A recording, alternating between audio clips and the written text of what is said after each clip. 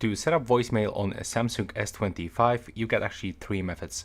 The first one, you can use the phone application, so you have to open a phone dialer, and when you are here, you will have to press and hold the 1 key,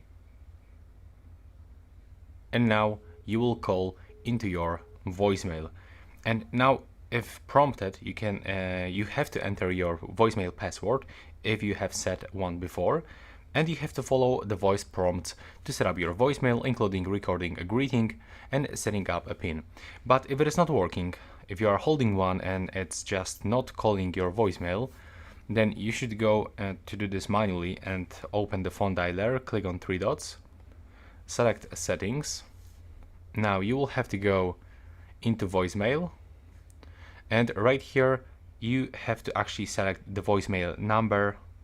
If you are not sure what is this voicemail number, then you should check your provider website or call support of your provider, and then you will find out. And you have to save that number, click OK, and now you will have to just restart your phone by clicking on the restart button.